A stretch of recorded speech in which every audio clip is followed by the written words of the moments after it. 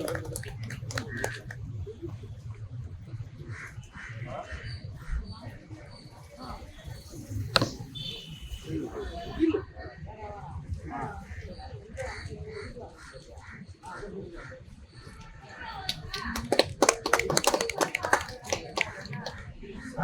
சின்ன விஷயத்தை ஷேர் பண்ணிக்கிறோம். சார் பேசுறதுக்கு முன்னால ப்ரொட்டஸ்ட்ல இருந்தப்ப சார் தான் எல்லா அரசியல் தலைவர்களையும் நமக்கு கூப்பிட்டு வந்து முன்னாள் முதலமைச்சர் நாராயணசாமி சார், எம்பி வைத்திலிங்கம்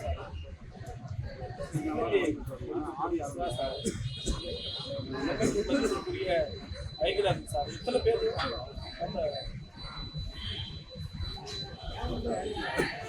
வந்து கூட்டிட்டு வந்து நம்மளுடைய போராட்டத்துக்கு முழு ஆதரவு கொடுத்தாங்க. அது ரொம்ப நல்லா இருந்தது. அப்போ சார் வந்து ரொம்ப சீரியஸாக அதை எடுத்துகிட்டு வந்து எல்லாரையும் கூப்பிட்டு வந்து பேசினாங்க. நம்மளை கூப்பிட்டு போயிட்டு மாண்புமிகு கல்வி அமைச்சர் உட்கார வச்சு பேச்சுவார்த்தை நடத்துறது நான் ரொம்ப உதவிகரமாக இருந்தாங்க. நமக்கு எல்லாருடைய சார்பிலும் சாருக்கு நம்ம அன்பு கலந்த வணக்கத்தையும் தெரிவித்துக் கொள்கிறோம். அவர் மறுபடியும் நமக்கு இன்னும் அவரை வாலண்டியராக வந்து நம்ம கூட இருக்கிறார் அப்படின்றது ரொம்ப பெருமகிழ்ச்சியான செய்தி. நமக்கு தேங்க்யூ ஸோ மச். இங்கே உண்ணாநிலை அற போராட்டம், நான் வந்து உண்ணாவிரத போராட்டத்தை வந்து விரும்புவது கிடையாது. அதெல்லாம் வந்து நம்முடைய தேச தந்தை காந்தி அவர்கள் நமக்கு இந்த உண்ணாவிரத போராட்டத்தை ஜனநாயக போராட்டமாக கற்றுக் கொடுத்திருந்தாலும் தன்னை வருத்திதான் எனக்கான உரிமையை பெற வேண்டும் என்பது வந்து வருத்தத்துக்குரிய விஷயம். அதை விட வந்து இன்னைக்கு வந்து இந்த புதுச்சேரி அரசாங்கத்திற்கு ஒரு கருப்பு நாள் என்னுடைய பார்வையில். ஏன்னா ஏற்றிவிட இருக்கக்கூடிய தலைமுறையை ஏற்றிவிட்ட ஏணிப்படியாக இருந்த ஆசிரியர் பெருமக்களை இன்று வீதியில அமர வைத்திருப்பது வெட்கக்கேடான விஷயம். கடந்த முறை நீங்க வந்து எல்லா கல்லூரியிலையும் வந்து போராட்டம் நடத்திருந்தீங்க. நான் தற்செயலா காஞ்சி மாமுனிவரை கிராஸ் பண்ணும்போது கிட்டத்தட்ட 8 நாள் போராட்டத்திற்கு பிறகு 9வது நாள் போராட்டம் நடந்து கொண்டிருந்த வேலையில நான் அந்த பக்கம் கிராஸ் பண்ணும்போது உள்ள ஏதோ ஒரு 7-7:30 மணிக்கு ஒரு கூட்டமா உட்காந்துக்கிறாங்க. என்னன்னு பார்ப்போம்னு சொல்லிட்டு கல்லூரி கூட வந்து பார்க்கும்போதுதான் அந்த போராட்டத்தை நம்ம பார்த்தோம். அந்த போராட்டத்தை பார்த்து ஆசிரியர்களுடைய வேதனைகளை கேட்டவுடன் வலியோடு தான் வந்து உடனடியாக புதுச்சேரியில் இருக்கக்கூடிய எல்லா அரசியல் தலைவர்களையும், நம்ம அதை அரசியல் பட்டுன்னு நினைக்கல, ஆசிரியர்களுடைய வலியை உணராம அரசியல் கட்சிகள் இருக்குதோன்ற ஒரு வேதனையில அடுத்த நிமிடம் நான் இந்த தகவலை எல்லா அரசியல் கட்சிகளையும் சொன்னோம். மதிப்பிற்குரிய மாண்புமிகு கல்வி அமைச்சர் அவருடைய கவனத்துக்கும் கொண்டு போனோம். கொண்டு போயிட்டு ஒரு பேச்சுவார்த்தை நடத்தணும். பேச்சுவார்த்தை நடத்தி இதுல இன்னொரு வருத்தத்துக்குரிய விஷயம் என்னன்னா, இங்க இருக்கக்கூடிய சில ஆசிரியர் பெருமக்கள் என்னை நேர்ல வந்து பார்த்து விஷயம் நாங்க வந்து நீங்க நடத்துற அந்த போராட்டத்துல வெற்றி பெற்றுட்டோம், அரசாங்கம் ஒத்துக்குச்சு அப்படின்னு சொல்லிட்டு எனக்கு ஸ்வீட் பாக்ஸ் சால்வெல்லாம் போட்டு எனக்கு வாழ்த்து சொல்லிட்டு வந்தாங்க. திடீர்னு பார்த்தா முந்தானேத்து வந்து இந்த உண்ணாவிரத போராட்டத்துடைய அந்த பேனரை பார்த்தோன்னே நான் என்னோட ஸ்டேட்டஸ் தான் வச்சேன். இது வெட்கக்கேடான விஷயம், நீ பேராசிரியர்களை இப்படி வீதியில் அமர வைக்கிறது வருத்தத்திற்குரிய செய்தி, இந்த அரசாங்கம் இதை செய்யக்கூடாது அப்படின்னு சொல்லிட்டு என்னுடைய முகநூல், என்னுடைய ஃபேஸ்புக்கு, என்னுடைய வாட்ஸ்அப் ஸ்டேட்டஸ் எல்லாத்தையும் வச்ச மாண்புமிகு அமைச்சர் அவர்களையும் என்னுடைய வாட்ஸ்அப் ஸ்டேட்டஸ் பார்த்துட்டாருன்றதையும் நான் தகவலா சொன்னேன். ஏன்னா வந்து இது அவ்வளவு பெரிய ஒரு வருத்தமான செய்தி.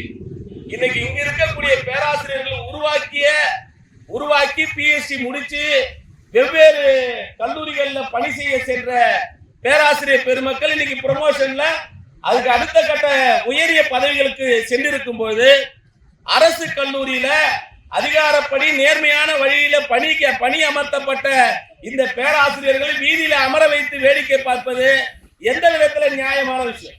இந்த அரசாங்கம் இதை நினைச்சு வெக்கப்படணும். கிட்டத்தட்ட 20-25 ஆண்டு காலமாக இங்க இருக்கக்கூடிய பேராசிரியர் பெருமக்கள் தங்களுடைய கோபங்களை வெளியில் காட்டிக் கொள்ளாமல் இங்க இவங்க நினைச்சாங்கன்னா புதுச்சேரி மாநிலத்தை ஒரே நாள்ல சம்பிக்க வைக்க முடியும்.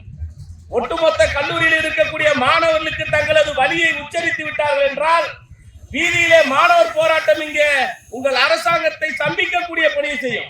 ஆனா அரசாங்கத்தை எந்த விதத்திலும் அவமானப்படுத்தி விடக்கூடாது. அரசு நம்ம வந்து கல்லூரிக்கு வந்திருக்கிறோம், மாணவர்களை நல்வழிப்படுத்த வந்திருக்கிறோம். எனவே மாணவர்களை நம் சுய லாபத்திற்காக பயன்படுத்தக்கூடாது என்ற உயர்ந்த நோக்கத்தோடு மாணவர்களிடம் தங்களது வழிகளை பதிவு செய்யாமல் இங்க இருக்கக்கூடிய ஆசிரியர் பெருமக்கள் தங்களது வழிகளை நெஞ்சுக்குள்ளே சுமந்து கொண்டு தினந்தோறும் சிரித்த முகத்தோடு இந்த புதுச்சேரி மாநிலத்தில் பல்வேறு அறிவு ஆசான்களை உருவாக்கி கொண்டிருக்கக்கூடிய இந்த ஆசிரியர் பெருமக்களை இன்னைக்கு வீதியில உட்கார வச்சிருக்கிறீங்களே, இது எவ்வளவு பெரிய வெட்கக்கேடான செய்தி. அரசாங்கம் இதுக்கு வெட்கப்பட வேணாமா? நீங்க இந்த போராட்டத்திற்கு அனுமதி கொடுத்திருக்கிறீங்களே, அனுமதி கொடுப்பதற்கு முன்பு இந்த அரசாங்கம் அழைத்து இவர்களை பேசி இருக்க வேண்டாமா? இவர்களது பிரச்சனைக்கு ஒரு தீர்வு கண்டிருக்க வேண்டாமா? எவ்வளவு பெரிய வருத்தமான ஒரு செய்தி. இன்னைக்கு எத்தனை ஆண்டு காலமாக தொடர்ச்சியான போராட்டம் தொடர்ந்து கேட்டு இருக்கிறாங்க. ப்ரமோஷன் என்ன பெருசா என்ன இங்க, அதாவது நான் ஒரு உதாரணத்துக்கு சொல்றேன். இந்த புதுச்சேரி மாநிலத்துல மருத்துவமனையில் பணி செய்யக்கூடிய லேபர் அட்டெம்ப்ட் அந்த பணியில இருக்கிறவங்க, அவங்களுக்கு புதுச்சேரி அரசாங்கம் ஒரு புதுசா ஒரு ஸ்கீமை போடுறாங்க ப்ரமோஷன் கொடுக்கறதுக்கு. 1800 ரூபாய் ஸ்கேல்ல இருக்கிறாங்க. அந்த 1800 ரூபாய் ஸ்கேல்ல இருக்கிறவங்களுக்கு எம்எல்டி 2 வருஷம் ட்ரைனிங் கொடுப்பாங்களா. யாரு இங்க இருக்கிறவங்க கூட்டு போயிட்டு அவன் சயின்ஸ் படிச்சிருக்க தேவையில்ல.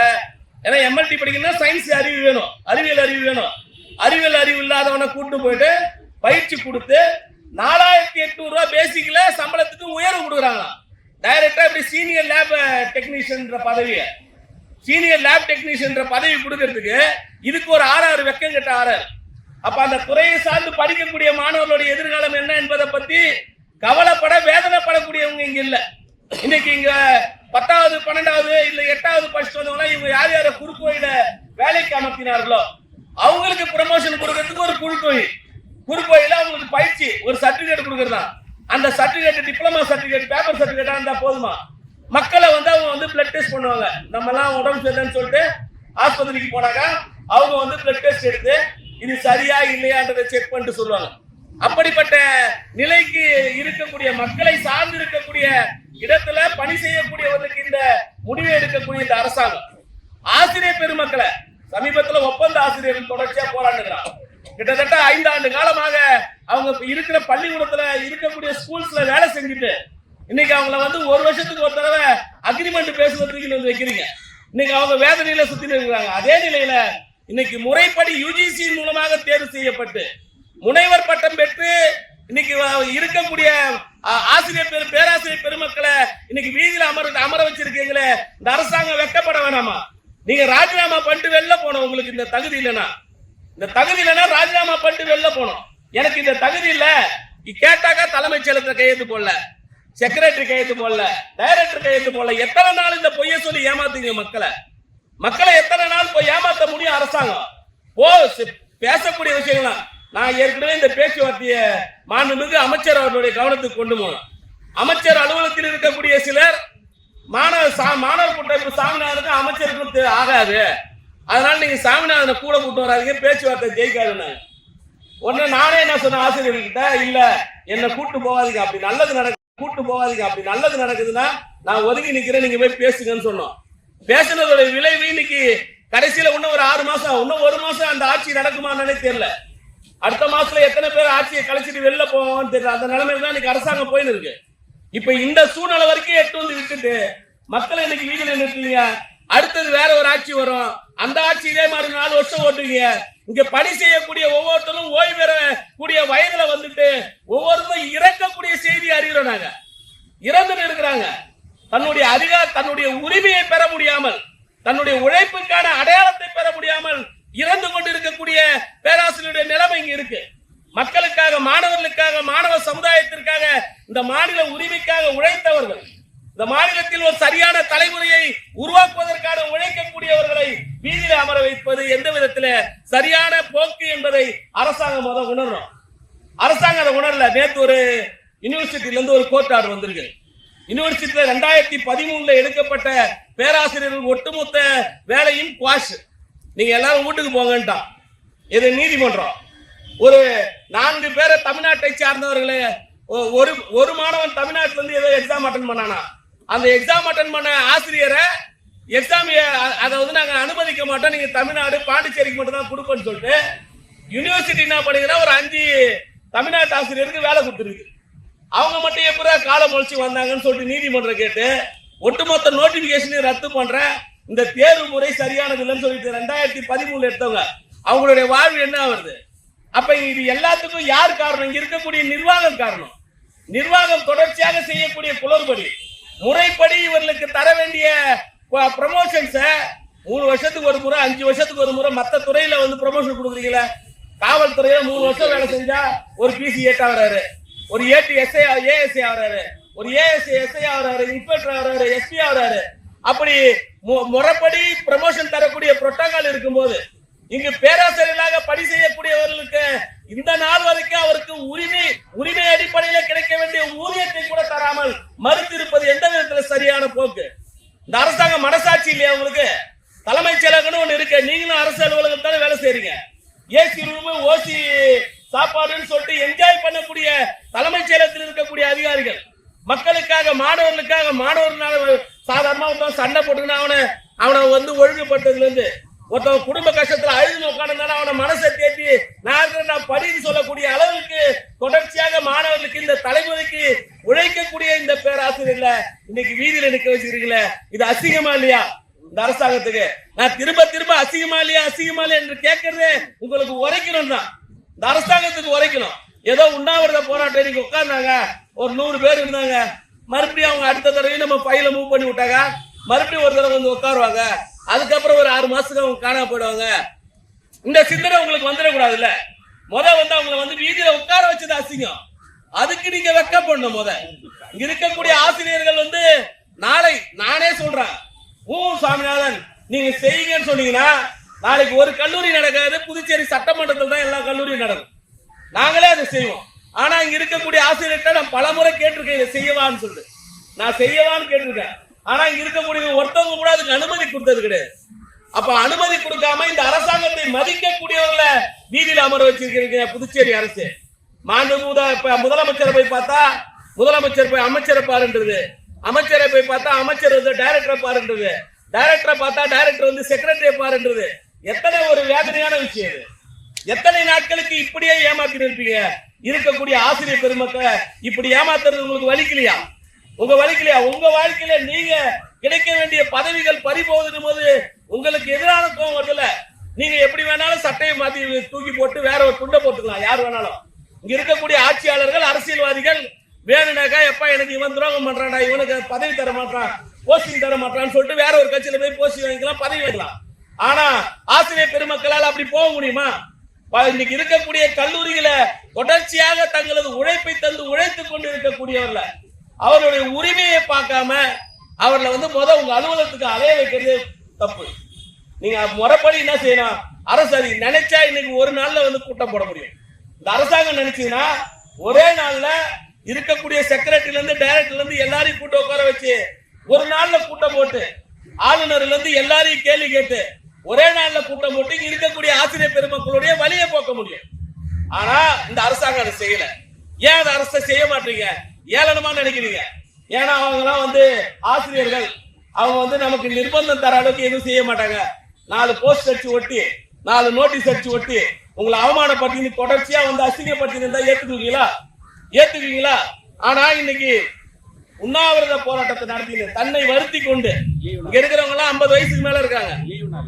அதுவும் வந்து கல்லூரி நாள்ல இல்ல, கல்லூரியில நாள்ல நடந்தாக்கா அது மாணவர்களுடைய கல்வியை பாதிக்கணும். ஏற்கனவே நான் அந்த ஒரு விஷயத்துக்கு பாராட்டிருக்கேன், சார் சொன்னது தேங்க்ஸ் சொல்லுகிறேன். ஏற்கனவே நடந்த அந்த கல்லூரியில் நடந்த போராட்டத்திலையும் வகுப்பை எடுத்து விட்டு வந்து போராட்டத்தில் ஈடுபட்ட அந்த பெருமைக்குரிய பேராசிரியர் பெருமக்களை இன்னைக்கு வீதியில உட்கார வச்சிருக்கீங்களே. மதிப்பிற்குரிய கல்வி அமைச்சர் அவர்களே, மதிப்பிற்குரிய மாண்புமிகு முதல்வர் அவர்களே, தலைமைச் செயலகமே, ஆளுநர் நிர்வாகமே, நம்ம ஊர்ல இருக்கிற ஆளுநர் இருக்கிற வித்தியாசமான ஆளுநர், அவருக்கு துண்டு போட்டு பொக்கே கொடுக்குற ஆளுங்கெல்லாம் உள்ள விடுறாரு. மாணவர்கள் பிரச்சனையா மக்கள் பிரச்சனையா பேச போனாக்க உள்ள விட மாட்டார், அனுமதியே தர்றது கிடையாது. ஒரு முக்கியமான அந்த ஒப்பந்த ஆசிரியருக்கு நான் போயிட்டு அனுமதி கேட்கணும், எனக்கு தரல. ஒப்பந்த ஆசிரியர்களுடைய பிரச்சனையை பேசுறதுக்கு 5 ஆண்டு காலம் பணி செய்த ஆசிரியர்களுக்கு பணி நிரந்தரம் கொடுங்கன்னு சொல்லிட்டு கேட்க போனப்ப அவங்களுக்கான எனக்கு அந்த உள்ள போறதுக்கு அனுமதி இல்ல. இப்ப நீங்க சொல்றீங்க இங்க எங்களுக்கு அனுமதி இல்ல ஆளுநர் மாளிகை. ஆளுநர் அவர்கள் தமிழ் பேசக்கூடியவர், ஒரு வாய்ப்பு வந்து நமக்கு தமிழ் பேசக்கூடிய ஒரு ஆளுநர் கிடைச்சிருக்கிறதே ஒரு பெரிய விஷயம். இங்க இருக்கக்கூடிய மாநிலத்துடைய மக்களுடைய நிலையை உணர்ந்து இருக்கிறீங்க. அப்ப மக்களுடைய நிலையை உணர்ந்த ஆளுநர் அவர்கள் இங்க இருக்கக்கூடிய பேராசிரியர் பெருமக்களுடைய வழியை உணர வேண்டுமா இல்லையா? அவங்களுடைய வழியை உணர்ந்து அவர்களுக்கான நீதி கிடைக்க ஒரு ஆலோசனை கூட்டத்தை இன்னைக்கு 1 மணி நேரத்தில் அந்த ஆலோசனை கூட்டத்தை கூட்ட முடியும். என்ன கூட்டு போயிட்டு நீ இந்த என்கிட்ட பால் வந்துதா, நான் இங்க இருந்து டைரக்டர்கிட்ட வருகிறேன், டைரக்டர்கிட்ட வந்துதா செக்ரட்டரி கிட்ட வருகிறேன், நடுவில் எங்கேயாவது ஃபைல் காணாம போயிடும். ஒரு 2 வருஷத்துக்கு காணாம போயிடும். பாத்தீங்கன்னா செக்ரட்டரி ஆபீஸுக்கு வந்து நம்ம ஐயா சங்கரையா சார், இளங்கோ சார் இவங்கெல்லாம் வந்து பார்ப்பேன். நான் செக்ரட்டரி அடிக்கடி இந்த அசம்பிளியில் அடிக்கடி பார்ப்பேன். இவங்க வந்து போயிட்டு எங்கேயாவது முட்டி மோதி அந்த ஃபைலை கோப்பைட்டு வந்து வெளியில வைப்பாங்க. கோப்பைட்டு வந்து வெளியில வச்சது மறுபடியும் அதே ரொட்டேஷன்ல போகும். பால் மறுபடியும் ஃபுட்பால் மறுபடியும் சென்டருக்கு வந்துடும். சென்டர்ல இருந்து ஒருத்தவங்க அடிப்பாங்க, அடிச்சுங்க சுத்தி நிற்பாங்க. எனவே வந்து இந்த போராட்டத்தை வந்து அரசாங்கம் ஏதோ யாரோ நடத்துற போராட்டம், இவங்களுக்கு வந்து இந்த போராட்டம் ஒரு நாள் நடத்துறாங்க நாளைக்கு கலைஞ்சு போயிடும்னு நினைக்கிற சிந்தனையை விட்டுட்டு இங்க இருக்கக்கூடிய பேராசிரியர் பெருமக்கள் நினைத்தால் நாளை புதுச்சேரி மாநிலம் சந்திக்கக்கூடிய சூழல் உருவாகும் என்பதை உணர்ந்து நீங்க உடனடியாக இதற்கான நடவடிக்கை எடுக்கணும். அரசாங்கம் அழைத்து பேசி ஒரு சுமூக தீர்வு எடுக்கணும். நீ ஃபண்ட் இல்லன்னு சொன்னீங்கன்னா அப்புறம் எதுக்கு இவங்களுக்கு எல்லாம் வேலை கொடுத்தீங்க, இவங்களையே வேலை வாங்குறீங்க அப்படின்ற கேள்வி அங்க இருக்குல்ல. நீ கூட்டு வேலையை கொடுத்துட்ட, வேலையை கொடுத்தா அவங்களுக்கு முழுக்க புழிஞ்சி வேலை வாங்குவ. ஆனா அவங்களுக்கு கொடுக்க வேண்டிய சரியான வயசுல அந்த அதிகாரம் கிடைக்கலனா இவங்க கிட்ட படித்தவர்கள் இன்னைக்கு எனக்கு தெரிந்து பல கல்லூரி முதல்வர்களாக இருக்கிறாங்க, கல்லூரியை வழி நடத்துறாங்க. இன்னைக்கு எத்தனையோ மிகப்பெரிய கல்லூரிகள்ல வழி நடத்தக்கூடிய பேராசிரியர்கள் இங்க இருக்கக்கூடிய பேராசிரியர் படித்த மாணவர்களா இருக்கிறாங்க. அப்படி இருக்கும்போது அரசை நம்பி புதுச்சேரி மாநிலத்தை நம்பி இங்கே மாணவ சமுதாயத்தை உருவாக்கிய பேராசிரியர்கள் வீதியில் அமர்ந்திருப்பது அசிங்கம், வெட்கக்கேடு. இவர்கள் அடுத்த போராட்டம் நடத்துவதற்கு நீங்க வந்து வழிவகுக்காமல் இவர்களது உரிமையை உடனடியாக பாதுகாத்து இவர்களது உண்மையான நேர்மையான கோரிக்கை வெற்றி பெற இந்த அரசாங்கம் பணிய வேண்டும். அவ்வாறு பணியவில்லை என்றால் இந்த அரசாங்கத்திற்கு எதிராக மாணவர் கூட்டமைப்பு அவங்களே தடுத்தாலும் சரி, நாங்க நேரடியாக களமிறங்கி மாணவர்களை ஒன்று திரட்டி உங்களுக்கு எதிரான போராட்டங்களை திட்டமிடுவோம் என்ற கண்டனத்தை பதிவு செய்து வாய்ப்பளித்த தோழர்களுக்கு நன்றி தெரிவித்து அனைத்து பேராசிரியர் பெருமக்களுக்கும் நன்றி தெரிவித்துக் கொள்கிறேன். நன்றி, வணக்கம்.